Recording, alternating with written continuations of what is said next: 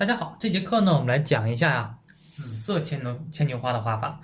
那么紫色牵牛花呢，和其他颜色的一些牵牛花，它的基本形态是不变的，基本形态都是喇叭形状啊，都是喇叭花形状，对不对？来看一下，都是这种喇叭花的形状，有一个喇叭口，然后呢一些花筒，对不对？那都是这个形态，包括呢它的一些花瓣，我们来看一下，也是一个花瓣、两个花瓣、三个花瓣、四个花瓣五个花瓣，一二三四五，形态是一样的，甚至说呢它的一个花心都是太白色的都一样是吗？那么它的主要的区别呢，主要就是它的颜色的调配、颜色的调法。那么这个紫色的牵牛花怎么调颜色呢？我们画的时候需要画的一样紫吗？需要画的这么紫吗？其实我们画的时候可以比生活当中画的更加漂亮一点，就是我们源于生活，我们其实呢可以比生活画的更加自然一些，画的更加漂亮一点，就是要高于生活。因为它的紫色我们看到都是一样的，都是非常重的一个紫色，都是非常接近的。那我们在画的时候呢，两朵花可以把它画的变化更多一点。我们可以先调颜色。我和大家说这个紫色的话呢，我们可以用到三种颜色。第一种呢，太白颜色要用到，因为它的花筒还是白色为主还是一个淡紫色，它并不是那种非常重的一个紫。那么还可以用到一个曙红颜色，再有用到一个颜色呢，花青颜色。就这个紫色它其实呢是红加蓝，对不对？它就是一个紫色。但是我们在画的时候不要直接用紫色，也不要直接把红和蓝调在一起，而是呢，我教大家一个简单，然后呢变化还自然的一种画法。我们可以找一个干净的毛笔，然后呢先调太白颜色大家注意，先调太白颜色，把这个太白颜色呢调成一个牛奶状态调成一个牛奶状态。不要着急我们调颜色的时候不要太着急，把它调的稀稠度刚刚好因为我调的比较多，所以说呢我画的比较熟练，所以说一上手就能调成牛奶状。大家的话呢，在这个阶段调的可以适当慢一点把这个颜色的稀稠度调好。调好之后呢，笔尖上大家注意，笔尖上调曙红，然后在笔尖上再调花青颜色。这样的话呢，是运用的笔上调色方法，对不对？笔上调色法，这样它有一个色阶，尖上最尖上是紫色，中间的部分呢是红色，在肚上呢是白色，它是有三种颜色变化的。我们来尝试一下这样调好的颜色画上去的效果是什么样的。我们可以先画一些中间的比方说一个花瓣、两个花瓣是紫色吧，但是紫色里面呢又有很多变化。后面的三个花瓣呢是比较大一些的，对不对？后面三个花瓣是比较大一点的。那这样画出来的感觉这个紫色的花它并不是纯紫色，而是呢有些地方发蓝，有些地方发红。那这样的一个紫色是不是显得非常的生动呢？显得非常的灵动，对不对？变化非常的自然，非常多。这就是笔上调色的好处如果说我们把这个颜色先调成紫色，然后呢再去直接蘸那个紫色，它就少了这样一个过渡，少了这样一个变化，对不对？那我们旁边再画一个，这是一朵花嘛，旁边再加一朵。这一朵加的时候呢，大家感受一下，你说它是红色的吗？它好像也不是红色的，它里面还带着一点点的蓝，还带着那么一点点的紫气儿，对不对？所以说我们没调颜色，但是呢一笔颜色画出来之后，它却是两种不同的感觉，有些偏蓝，有些偏红，对不对？这就是这种笔上调色的优势非常出来的作品呢是非常灵动的。当然我们这个时候我们说我主要是画紫色的嘛，感觉颜色变味儿了，怎么办呀？再调蓝，再继续多调花青。我想画一个特别蓝的一朵花怎么办呀？看1、2，花青多一点吧，花青多一点，这个颜色它自然而然的就蓝了啊，自然而然了就紫色当中偏蓝色了，对不对？很简单的。那你比方说，我想画一个正面的花，行吧？没问题啊。正面的花怎么画呀？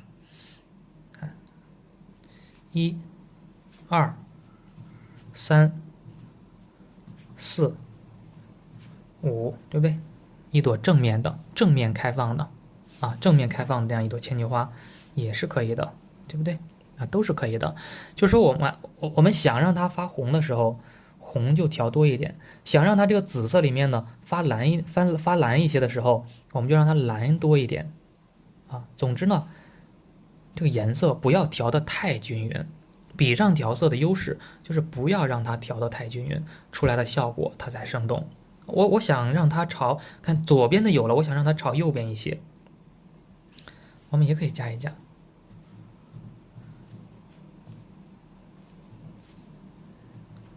对不对？蓝色的里面透着一些紫气儿，变化是不是非常丰富啊？这种调色方法，大家呢可以一起多跟着练习几遍。一起多跟着练习几遍，出来的颜色效果是非常自然、非常生动的。它和我们刚刚看到的一些照片上，它就不一样了。照片当中的话呢，真实的自然界它就是一个颜色的，全部都是一个颜色，非常雷同。那我们这样调出来的紫色呢，是对自然界进行了一个小小的升华。有些花偏红，有些花偏蓝，它是一个五彩斑斓的一个世界，更加生动了。那我们呢，可以趁着这个热乎劲儿大家呢可以多进行练习啊。比方说，我一会儿调蓝，一会儿调红，哎，我就练呗啊。我这儿我练上一朵花啊，对不对？我这边我想让它怎么样？我想让它蓝一点，我就多调一点蓝色啊。我这儿我再来上一朵花，哎，来上一个呀，稍微偏正一点的，再来上一朵花，对吧？多练习。趁着这种感觉，在有的时候，大家呢可以暂停，按暂停把这些局部多进行训练。那么它的花苞怎么画呢？花苞也是一样，先调红，笔尖上呢再调蓝。花苞我告诉大家也是一样的，直接笔尖朝上，2个花苞啊，这儿再加上2个，这儿再加上3个啊，有些大的花苞，有些小的花苞，有些深一点的，有些花苞比较浅一点，大家有没有感觉到？刚画的颜色深，后画的颜色比较浅，感觉太浅了。我这儿再加上一个，再加上那么2个，再加上那么2个小花苞啊，稍微重一点的，对吧？轻松的我们就可以画出来。然后呢，画出它的花筒。画花筒的时候呢，颜色就不要让它太重了，稍微的让它浅一些。感觉太重，加点太白，稍微让它颜色浅一点，和这个花产生一定的区别。因为花朵的颜色呢是非常鲜艳的非常变化多端的。那么它的花筒呢，我们尽量让它稍微统一一些，出来效果才会更加自然。好，那么接下来呢，我们调上一个绿色画出它的花托，调一个藤黄颜色。再加一个呢花青颜色，找一根小楷毛笔，找小楷毛笔去画它。花青加藤黄调成一个草绿色。调好草绿颜色之后呢，画的时候注意画花托有什么样的规律来着？入笔稍微轻一点，然后呢按下去，入笔稍微轻一点，按下去。尖上细，按下去之后呢是比较粗的，2到3个小花托就可以了，对不对？2到3个小花托，哎，把它这朵花托起来，好就可以了。这个是正面的，咱就省掉了。当然可以加上一些这个牵牛花的一些小藤蔓。这个还记得有什么样的规律来吗？不要直接圈过去，要留有一段空白，出来的效果呀才会更加的自然，对不对？留有一段的空白，这边也是一样啊，留有一段的空白，留有一段空白，显得这个小花筒是非常长的。那么接下来呢，我们呀继续往下画。这朵花呢，咱画成这样，还欠缺小花蕊，对不对？那么花蕊在点之前啊，我和大家说，点花蕊的时候呢，我们可以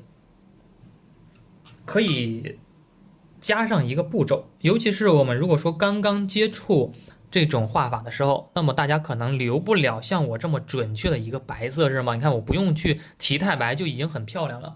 那么大家如果说不准的时候啊，画不准的时候呢，这个时候啊可以调一个太白颜色，这个太白颜色呢调的重一点，调的呀非常浓一些，然后呢去把它提出来，用太白色呀把它提它一下啊。当然你看我留的很好看，我提它一下，是不是显得更加生动了呀？显得更加的一个深入了，是吗？大家也是一样，留不好的情况下呢，可以提它一下。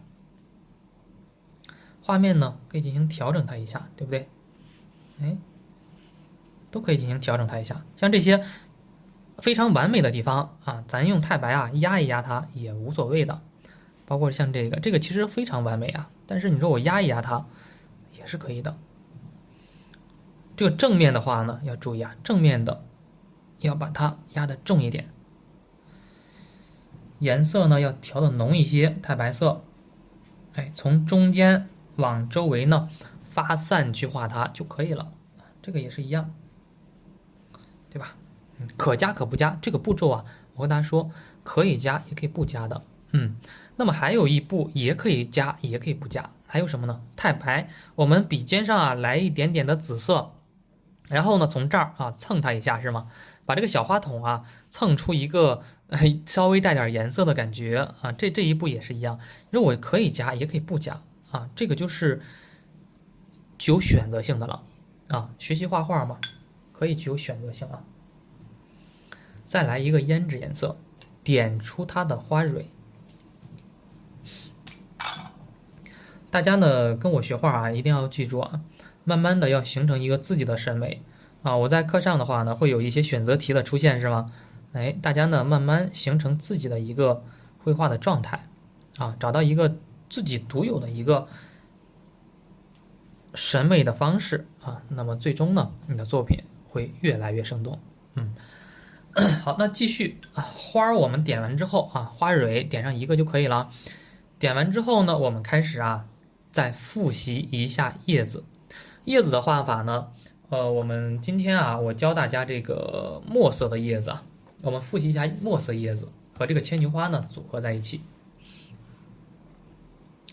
墨色的叶子呢和绿色的叶子结构它是一样的，最基本的形态就是三裂的叶子啊，是比较常见的，是画出来也是最生动的。那么三裂的叶子我们怎么画来着？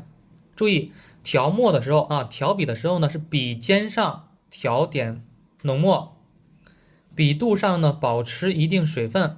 注意啊，我是笔尖上调了浓墨，笔肚上呢是保持的水分，把这个毛笔啊刻意的调成一个扁平的状态，然后呢用入纸的时候，注意是先画一个中间的那一片叶子。然后呢是比较胖的、比较大的，两边的叶子呢稍微小一些，对不对？稍微小一点，中间这一笔最大，两边的两笔呢稍微小一点。然后还有什么呢？这儿呀要留有一个 U 字形的一个空白结构，对不对？复习一下啊，大家每画一个新的事物的时候呢，都可以进行练习、进行复习。那么我们继续练啊，你看这个是朝下的，我朝左的怎么画？我朝右的怎么画呢？也是一样啊，画的快一点，慢慢越练越快，是吗？越练越熟练。笔尖来点墨色，笔尖来点水分。这边是朝右的，我朝左的怎么画呢？1、2、3，是吗？多练习啊！你看一张纸嘛，我们不要浪费掉它，各种各样的多进行训练。然后呢，还有什么呀？还有它的藤蔓。啊。藤蔓怎么画呀？藤蔓我们也可以用墨色去练它呀。哎，来点浓墨，然后呢，用一支小楷毛笔。藤蔓的目的是什么来着？不是在画藤蔓，而是在练它的线条。线条的目的是把这些叶子连接起来、串联起来，从这儿穿过来一根线条，连接到这个叶子啊，这个叶子呢又连接到这个叶子是吗？哎，有些啊叶子是藤蔓是弯曲的，有些藤蔓呢是比较直一点的，有些藤蔓是比较细一点的。哎，就是练习呗，对不对啊？不断的进行训练啊，这个是藤蔓。包括这些地方，让我们把它连接起来，行吗？想尽一切的办法把它们连接起来。注意啊，连的时候是要动脑筋的，是要想问题的，不是随便乱连的。大家注意啊，这边我刻意画了这么几个圈儿，藤蔓是不是变得多了呀？藤蔓变得密集了。这边的话呢，看我就画的比较少，比较稀疏，有疏。啊，有密疏密拉开差距，这边我觉得呀有点太稀疏了，那么再加上一些小的藤蔓，哎，让它呀变得密集一点，密集的、稍微密集的、稀疏的疏密关系就拉开了，对吧？虽然我们是在练习，但是呢也是要考虑到整体的一些好不好看啊、聚不聚散这些问题，再画上它的一些叶脉啊，叶脉的话呢可以加上小叶脉的啊。3个主叶脉，加上一些小叶脉，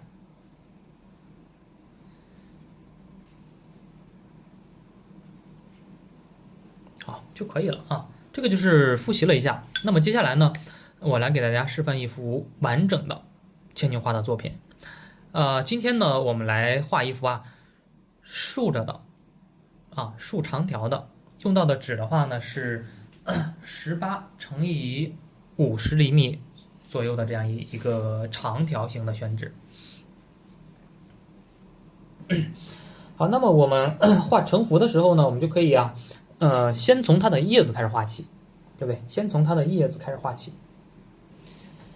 叶子夹的话呢，也是要分组的，常见的一些就是说一大组一小组，对不对？那我们画的时候还是一样，注意笔尖上调浓墨，笔肚上呢保持一定的水分。画的时候呢，一片叶子，比方说我们朝左下方啊，中间一笔最大的，两边两笔呢稍微小一些，对不对？哎，形成一个挤出这样一个小 U 字形。那么下边这样呢，咱再来上一片叶子，对不对？和它呼应一下，也是一样的，一大笔，两小笔挤出一个 U 字形的结构就可以了。然后两组了嘛，两组这个画面它一定是不够的，我们可以呢再继续往上加。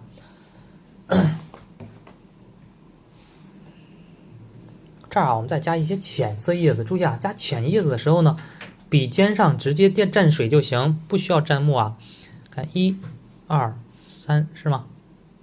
这边我再来上一片浅色的1、2、3，还是笔尖上调水，笔肚上墨色反而更重了。这边我再来上一片，1、2、3是吗？笔尖调水，咱其实就调了一遍墨色之后的这些叶子呢，都是笔尖调水画出来的，越来越浅越来越浅。这个时候呢，笔肚上都已经变浅了，对吧？所以说画面嘛，按照这种状态去画的话，真正创作一幅的话呢，出来的作品它是非常自然的，自然而然变浅的。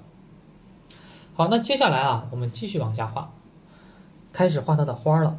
画它的花朵的时候呢，我们就可以运用我们刚刚学到的知识调颜色的时候，把这个太白色调成一个牛奶状的一个形态，不要太稀，也不要太浓。然后呢，调好之后注意笔尖上调曙红颜色，然后呢，在笔尖上我们再调花青颜色，形成这样一个非常自然的一个过渡感。然后呢，就开始画了开始画这些牵牛花了。牵牛花的话呢，我们可以啊，这边的牵牛花朝这边，这边的牵牛花呢朝这边啊，都向上翘着。这边呢，我们来上，可以在这儿来上一朵，看1、2、3、4、5，对不对？哎，一朵牵牛花。然后呢，旁边这儿我们再来上一朵，看1、2、3、4、5。注意啊，画牵牛花的时候呢，没再重新调颜色。那么虽然说这2朵花都是朝一个方向的，但是呢，大家看一下，颜色不一样，一个深一个浅。虽然朝向好像是很接近、很雷同，但是呢，给人感觉却不生硬，因为颜色发生了变化。那笔尖上我们再来点蓝色啊，再来点花青。这儿的话呢，咱再来上一朵花。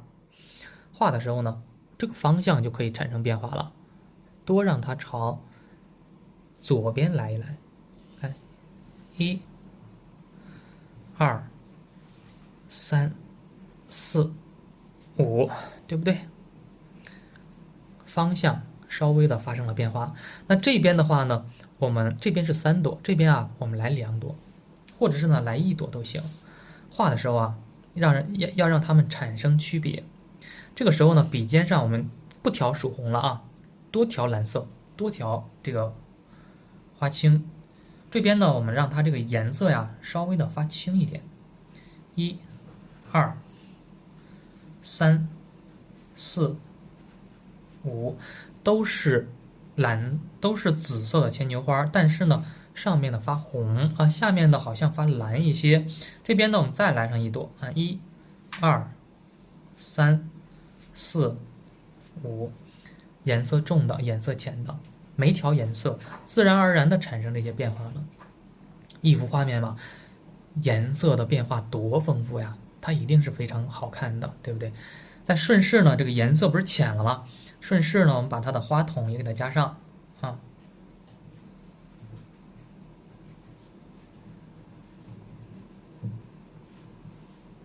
哎，顺势呢加一加它的花筒，然后呢也顺着这个感觉呢，我们继续把它的花苞也给它加一加。画花苞的话呢，因为颜色需要重一点，重新调曙红，重新调花青，画上它的花苞。画花苞的话呢，看这边的花比较多，我们画花苞的时候呢，这边的花苞呀，我们也画的多一点。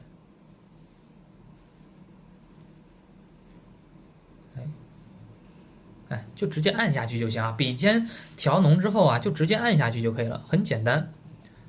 啊，这边也是一样，这儿来上2朵，哎，这儿来上2个花苞，这边少，花儿少，花苞也少，这边花儿多，花苞也多啊，这样去加一加就可以了。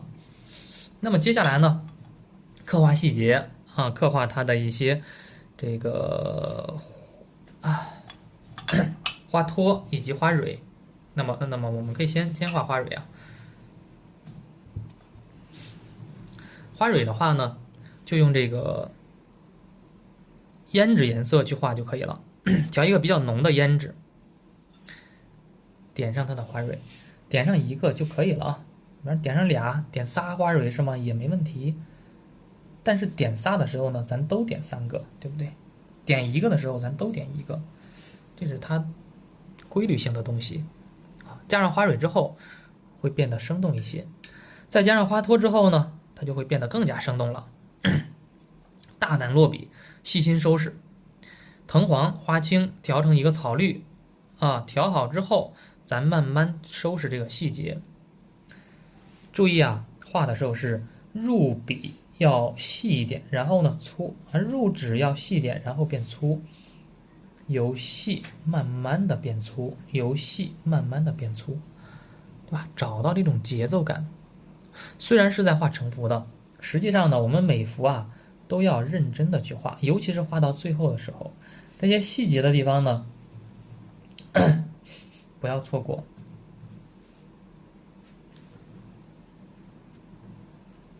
哎，甚至还有一点往回勾的动作。我虽然啊画了2个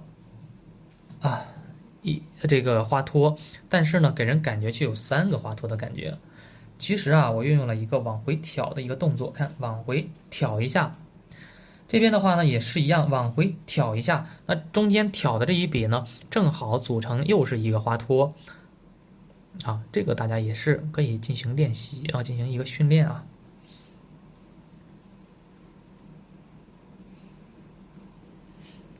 或者是呢，比方说没挑上去怎么办呀？我在这儿加一个，加一笔也是一样的效果。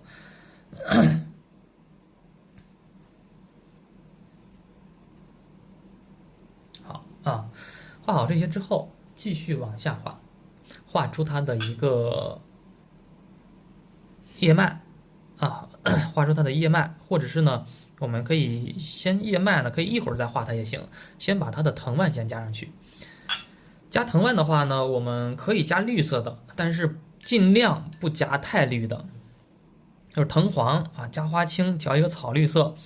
然后这个颜色里面啊，多调点墨，因为墨色的叶子呢，它和墨色更加搭配啊，多调点墨，调成一个墨绿色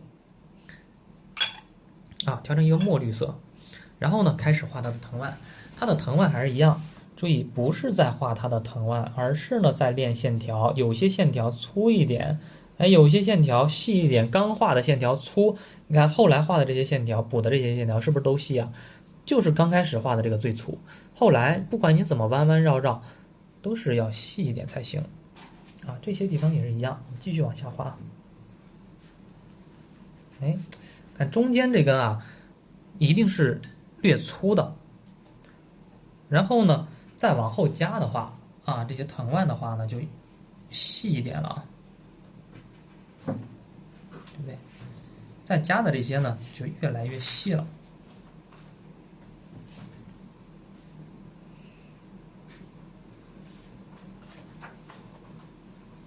啊，不管怎么着吧，把它们连接起来就行。藤蔓的目的嘛，就是连接在一起的啊。哎，连接起来就可以了。看，很细，对不对？后来加的这些都非常细的。感觉这儿啊有点空，加上一小根，弯弯绕绕的转着圈的去画，对吧？这样一幅作品嘛，就已经接近尾声了。最后呢，我们再加上它的叶脉，调一个浓墨，因为我们用墨色画的叶子，那么这种情况下呢，我们就可以啊画这个叶脉的时候呢，用浓墨去画它。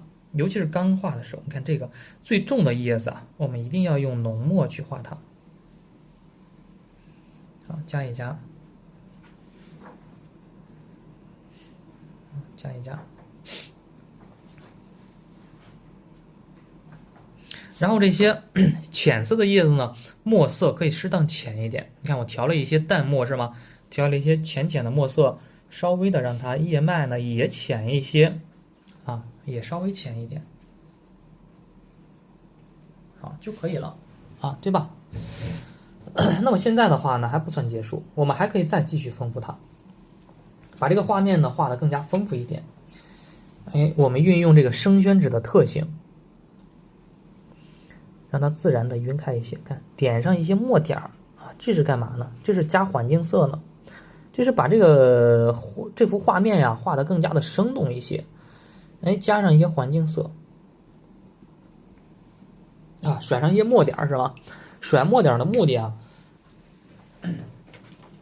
并不是真的就留下墨点儿，而是说呢，加一个颜色，加上一个三绿色。把这些墨色的地方啊，用三绿呢给它提上它一下，点上它一些三绿点，出来的效果呢会更加的生动。我们来看一下啊，用三绿，非常浓的三绿，要注意啊，调三绿，笔尖上调三绿，但是调的却非常浓啊，十绿、三绿都可以。这样点上去之后呢，它才具有覆盖性，又浓啊，水头又大。哎，让它呀自然去画上去。画的时候要注意啊，这个点儿有些点儿大啊，有些点儿呢比较小，大小要有变化。我们甩的这些墨点儿呢，都可以再复点它一下这个三绿是吗？轻轻一带啊，这小画你看精神了吧？这边也是一样，因为三绿色它非常具有覆盖性。你像我们画的这个。墨色很重，怎么让它变化？这个画面变得更加生机勃勃一些呢？提上它一点点的3绿啊，这画面它就生动了，对不对？就是一些小的技巧，一些小的技法。这些3绿点啊，不仅可以点在牵牛花的这个作品当中啊，那么它的话呢，也同样适用于一些其他的藤蔓类的，比方说葡萄啊，是吧？哎，你用这样的方法去画，那都是没有问题的。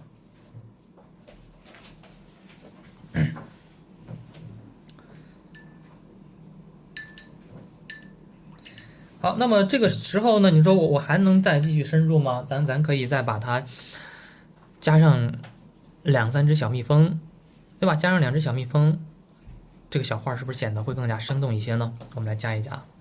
小蜜蜂怎么画呀？小蜜蜂啊，我教大家一个比较简单的，就用这个藤黄啊，藤黄去画它就行。藤黄的话呢，调一个藤黄的颜色，然后呢，画的时候啊，画一个椭圆形啊，画一个椭圆形。然后这边的话呢，咱再加一只啊，咱加2只，也画一个椭圆形，对吧？很简单啊，大家可以先打空这种用笔啊，之后的话呢，我们单独有一节课啊是讲到蜜蜂以及马蜂的一些画法，到时候呢，大家再细微的去观察它啊。蜜蜂和马蜂有非常多的画法，非常多的一个种类的画法。那么大家呢，现在先感受一下这种用笔的感觉啊，然后呢，画上它的一些背部，哎，点上它的眼睛，这边啊也是一样，哎，蹭上就是横着画上它的一些背部，点上它的眼睛。啊，然后呢，比方背部的话，它还有一些纹路，也可以简单加一加，加不加都行啊。画上它2个后腿，也就是呢采蜜的地方。我教大家今天这个当然是比较简单一些的，画出它的小触角，哎，像小虫子一样是吗？然后呢，再调一个墨色，再调一个淡墨。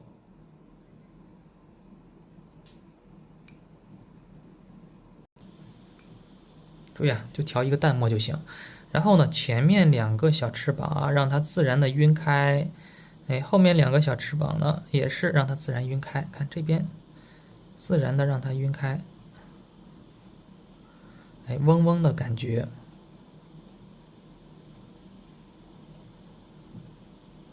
是吧？嗡嗡的感觉啊，哎，就出现了啊，就可以了。这个就是非常非常简单的蜜蜂的画法啊，大家呢就可以尝试一下。那么接下来呢，我们就可以把这个画啊给它提个字儿啊就可以了。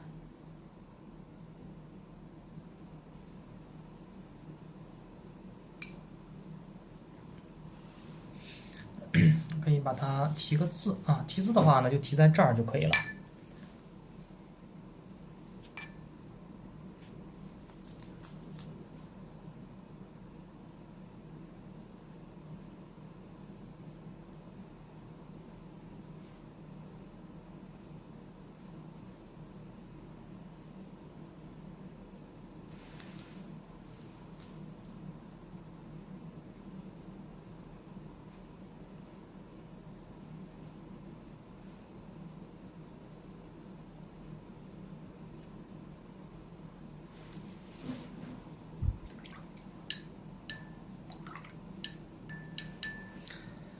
好，朝晖，对不对啊？那么我们一幅啊束缚的啊牵牛花的作品就可以完成了。